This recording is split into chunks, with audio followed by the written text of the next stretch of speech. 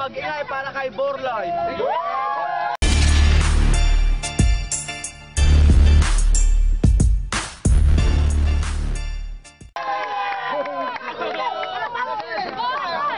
Sa kaliwa, representing Ranch Team Armada, mag-ingay para kay Paul.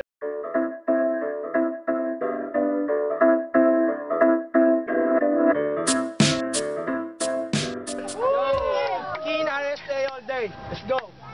Public battle nga pala to. Battle. Sino mauna? Minitera. Sino mauna? Toss coin. Akin na yung piso ah. Pagpadi kayo. Oo, pagpadi kayo. Pagpaligid kayo. Borloy! Sino mo? Sige. Teka lang.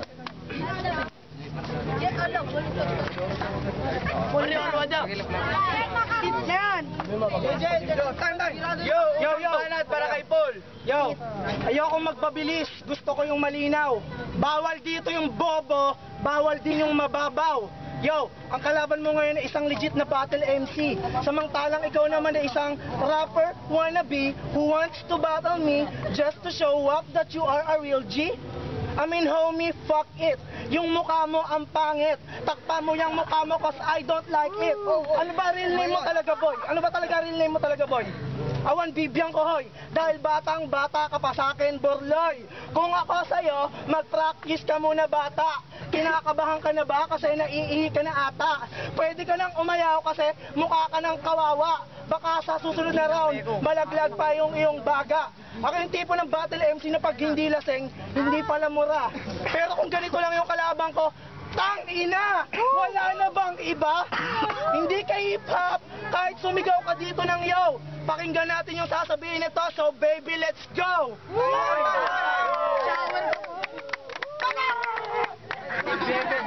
Walang banat, let's fucking go!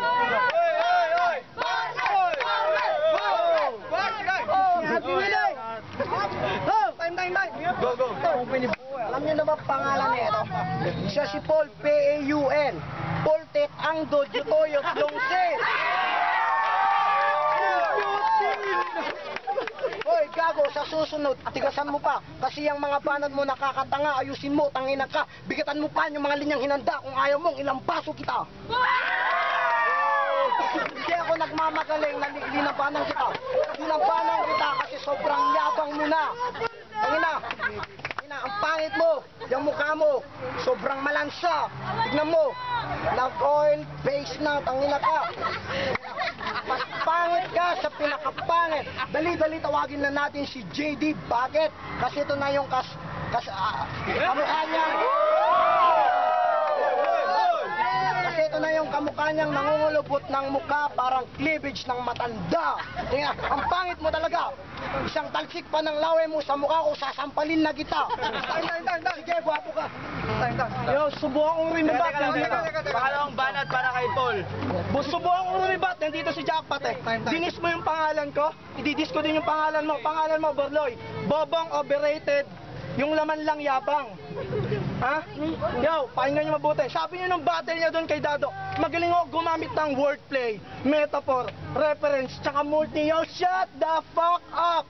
Wala kang napatunayan doon, kahit isa, kaya huwag ka nalang mag-rap. Okay? Tangina bistado, kasi sintunado, sigurado, singkopado, magiging grado mo sa lohi ko.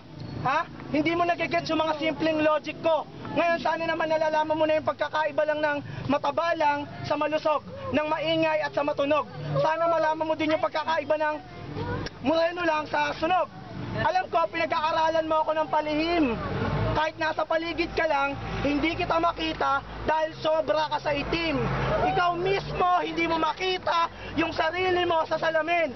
Nung tinutukan siya ng spotlight, yung spotlight pa yung dumilim.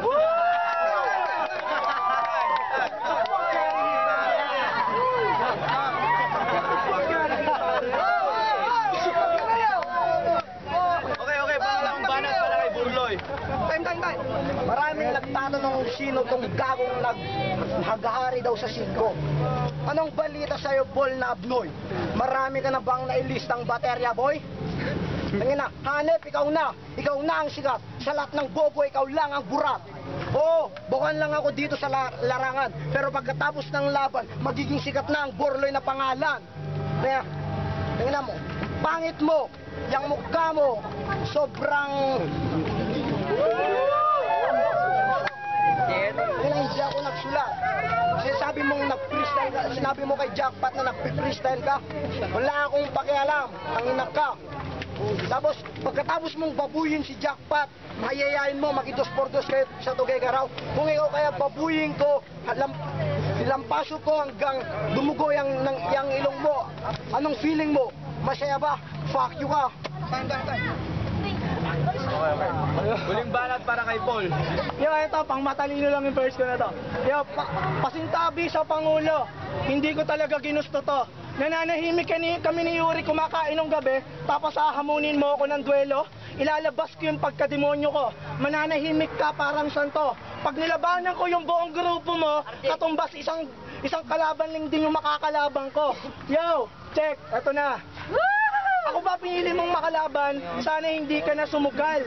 Masasarapan ka sa tira ko habang nasasaktan, karinyo, brutal. Yung mga bars ko, hindi pang masa, walang masyadong mura kasi nga mahal. Yung mga tira ko, hindi pang thrown out kasi nga technical. Marami akong gamot sa kagalingan. Tawagin mo akong pharmacist. Lumaki ako sa kailaliman sa Atlantis. Ha? Tandaan mo yun, pare. Ito na naman ang masasabi ko. Yo, teka lang pare, last verse, pagbigyan mo na ako. Sige, last verse. To be the best, you got to beat the best.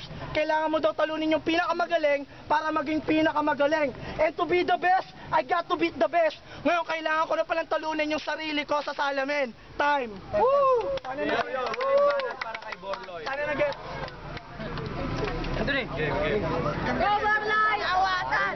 Walang nakagets, tangin na ka, ang bilis mo, pwede hinay-hinayan mo, gago ka, puta text ka, lahat ng mga rhyme scheme, hindi porket nag-choke lang ako ngayon, hindi porket nag-choke ako, kinakabahan na, kasi hindi ako nakapaghanda, at ilang araw lang practice ko, isang araw, ikaw, nung hinamong kita nung Webes, nakita ko kayo ni Yuri sa bahay nyo, nakaboxer kayong dalawa, anong ginagawa yun, nagchuchupahan kayong dalawa, rintokan na. Kung kaibigan mo talaga tunay si JD, bakit mo kinantot yung asawa niya?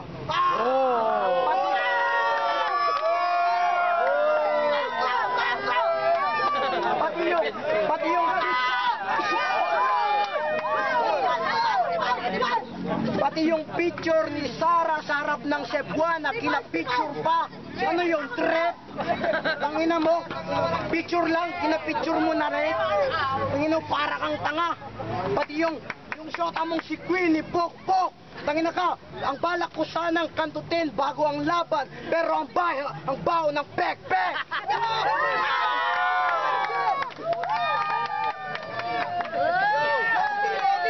Yo, flip bits, mag-ingay!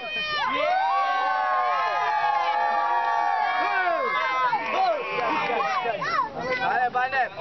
Borloy versus Skin. Paul, kayo na magsabi kung sino nanalo. Upload the video na lang. Tapos sigawan nyo kung sino nanalo.